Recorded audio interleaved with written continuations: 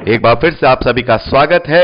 हम अध्ययन कर रहे हैं इब्रानियों के नाम पत्री का, और अब समय है कि हम उसके 11वें अध्याय 5वें वचन से आगे का अध्ययन करें। यहां 5वें और 6ठे वचन में लिखा है, विश्वास ही से हनोक को उठा लिया गया कि मृत्यु को ना देखे, और उसका पता नहीं मिला क्योंकि परमेश्वर ने उसे उठा लिया था, और उसके उठाए जाने से पहले उसकी ये गवाही दी गई थी कि उसने परमेश्वर को प्रसन्न किया है। और विश्वास बिना उससे प्रसन्न करना अनहोना है, क्योंकि परमेश्वर के पास आने वाले को विश्वास करना चाहिए कि वह है और अपने खोजने वालों को प्रतिफल देता है। मेरे प्यारे भाई बहनों, यहां हनोक के विषय में बताया गया है, जिसको हम उत्पत्ति की पुस्तक उसके 5वें अध्याय 21वें वचन से लेकर 24वें वचन तक पढ़ सकते हैं।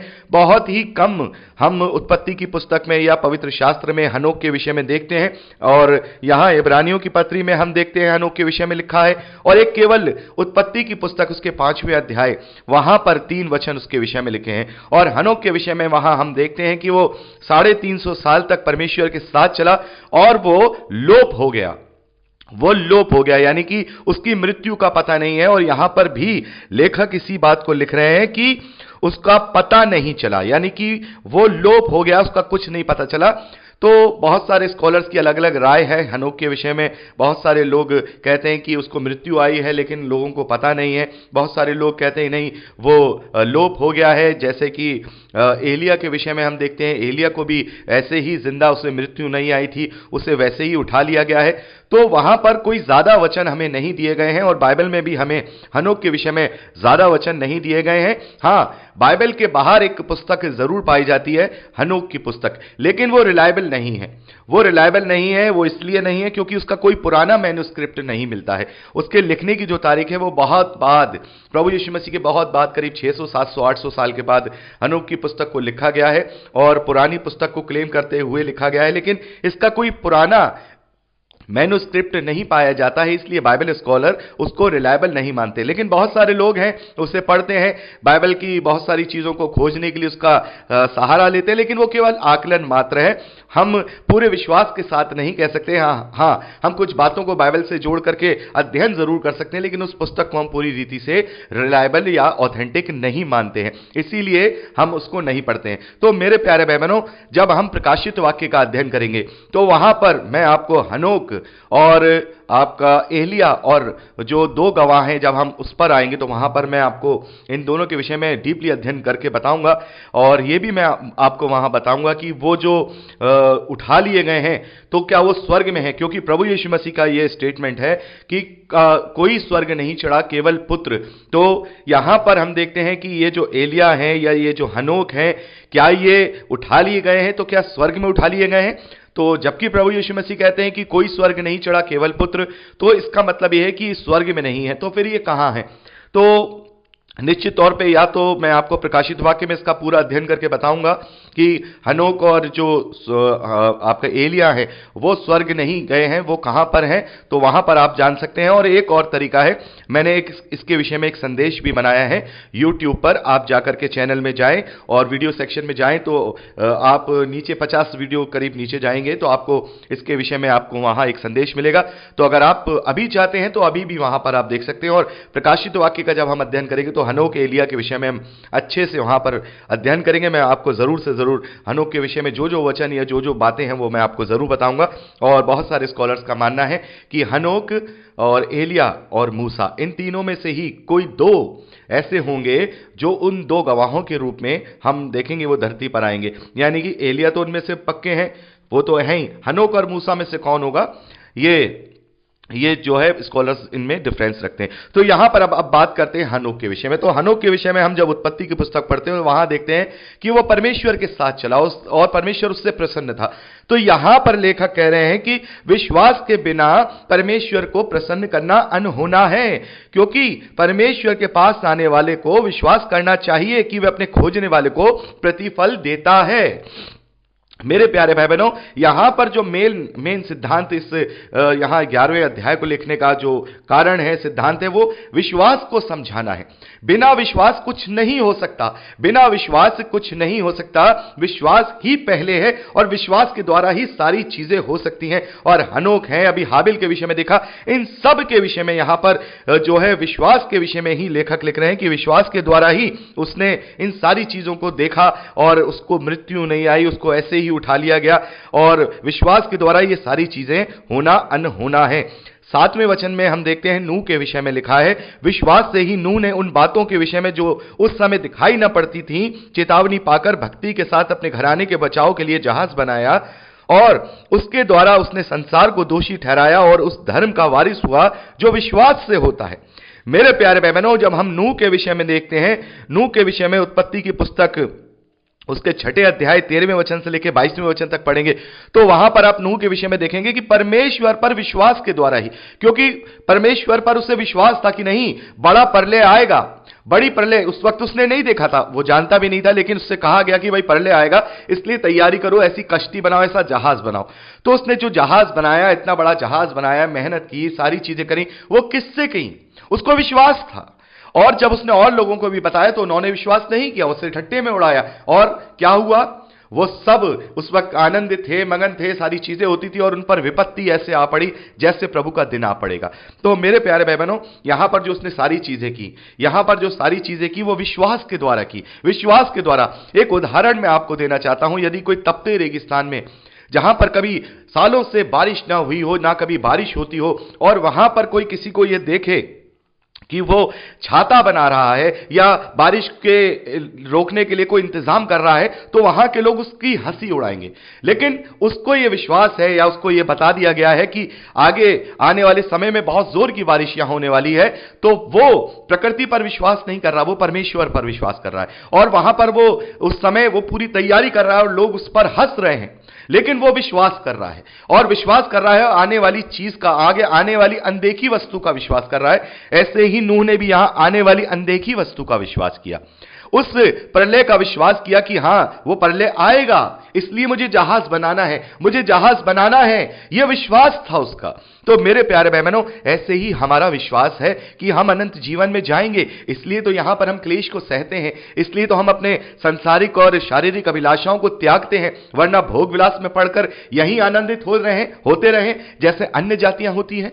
लेकिन हम नहीं होते हैं, क्योंकि हमारा विश्वास है कि यदि हमने इस नाशवान शरीर से प्रेम किया तो हम कभी भी अनंत जीवन में प्रवेश करने नहीं पाएंगे।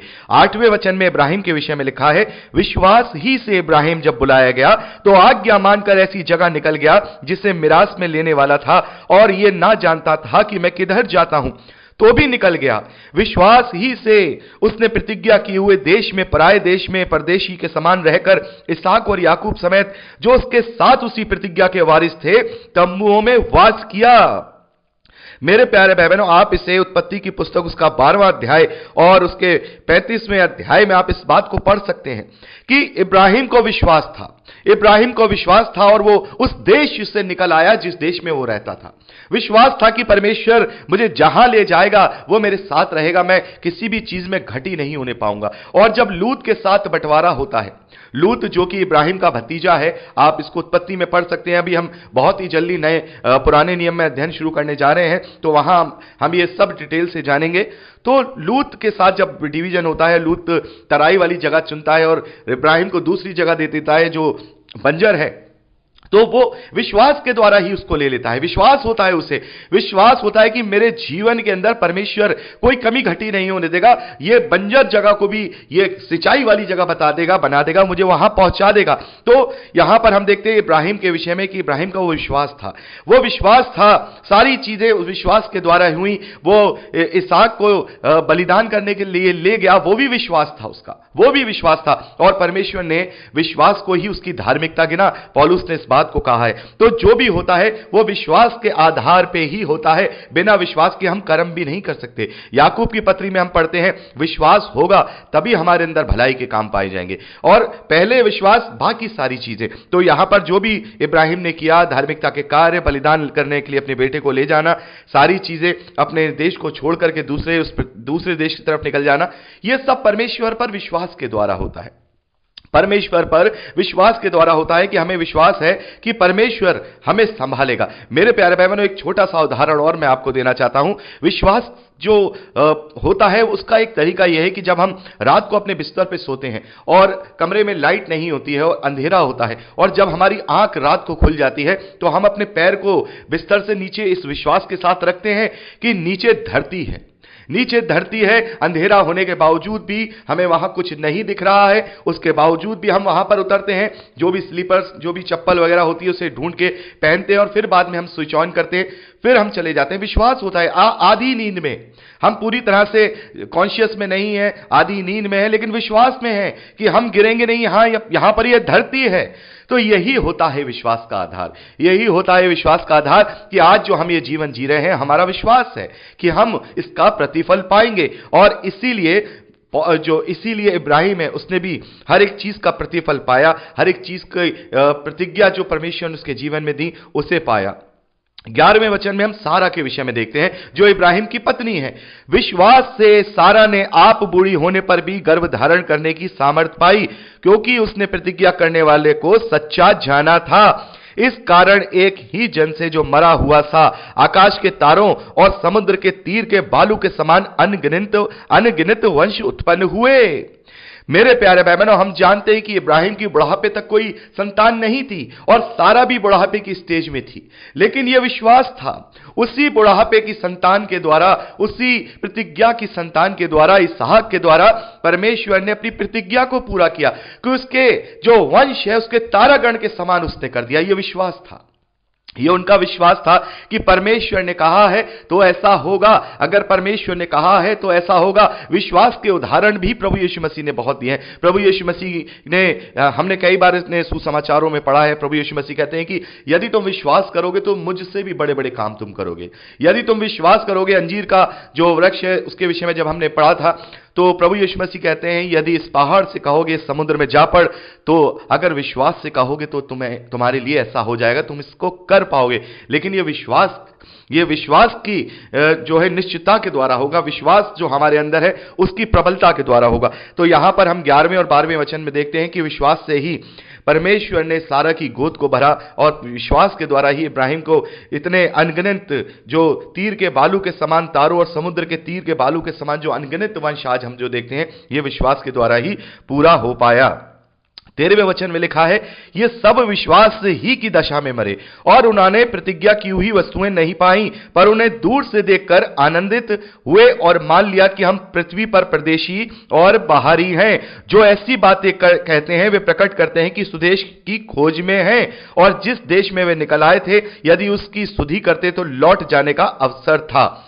मेरे प्यारे भाई बहनों, यहां पर इतने सारे जो उदाहरण दिए हैं, वहां पर लेखक इन उदाहरणों को देने के बाद कहते हैं कि ये सब विश्वास की दशा में ही मर गए, ये विश्वास की दशा में ही मर गए, लेकिन उस अनंत जीवन को उन्होंने अपनी आंखों से नहीं देखा। उस प्रतिज्ञा की हुई वस्तुएं जो अनंत जीवन की है उन्हें अपनी आंखों से नहीं देखा, लेकिन दूर से देखकर आनंदित हुए और मान लिया कि हम पृथ्वी पर परदेशी और बाहरी हैं। जैसा कि पौलुस कहते हैं कि हमारी नागरिकता यहां की नहीं है, हमारी सिटीजनशिप यहां की नहीं है। उस अनदेखे सिटीजनशिप को, उस अनदेखे देश को जो हमारा असली देश है, उससे असली देश मान लिया और पृथ्वी पर परदेशी और बाहरी हो मान करके अपने जीवन को जिया, और उस धरती पर वो जी करके अपने जीवन को जीकर वो उसी विश्वास की दशा में ही मर गए। मेरे प्यारे भाई बहनों, जो यहां 14वें वचन में लिखा है, जो ऐसी बातें कहते हैं वह प्रकट करते हैं कि सुदेश की वो खोज में है, और जिस देश में से वे निकल आए थे यदि उसकी सुधि करते तो उन्हें लौट जाने का अवसर था, पर वे उत्तम अर्थात तो स्वर्गीय देश के अभिलाषी हैं।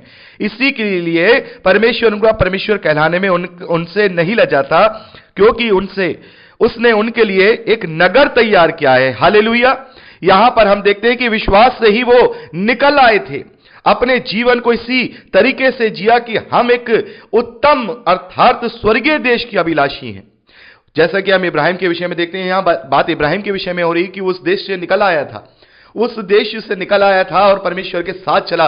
किस आशा के साथ, किस विश्वास के साथ कि हम उस उत्तम नागरिकता को पाएंगे, उस उत्तम स्वर्गीय देश को पाएंगे। उसी के अभिलाषी हैं और उसी विश्वास के द्वारा परमेश्वर उनका परमेश्वर कहलाने में नहीं ले जाता, यानी वो कहता है कि मैं तुम्हारा परमेश्वर हूं, क्योंकि उसने उनके लिए एक नगर तैयार किया है। मेरे प्यारे भाई बहनों, मेरे और आपके लिए उसने एक नगर तैयार किया है। प्रकाशित वाक्य में भी देखते हैं नया यरूशलेम, और प्रभु यीशु मसीह ने यूहन्ना 14 में भी कहा कि मैं चाहता हूं मेरे पिता के यहां बहुत सारे रहने के स्थान है, मैं जाता हूं, उन्हें तैयार करता हूं और मैं आऊंगा, तुम्हें अपने साथ ले जाऊंगा और फिर तुम मेरे साथ वहां वास करोगे। तो मेरे प्यारे भाई बहनों, हमारी नागरिकता यहां की नहीं है। यह विश्वास हमें होना चाहिए, तभी हम अपने जीवन के अंदर परमेश्वर के ग्रहण योग्य बनेंगे। और ये तमाम संसारिक आडंबर, ये तमाम संसारिक बातें हमें बहुत ही छोटी नजर आने लगेंगी, बहुत ही तुच्छ नजर आने लगेंगी। और हमें, जब हम उस मगनता में जिएंगे, उस आशा की मगनता में जिएंगे, उस आनंद में जिएंगे कि हम प्रभु से मिलेंगे।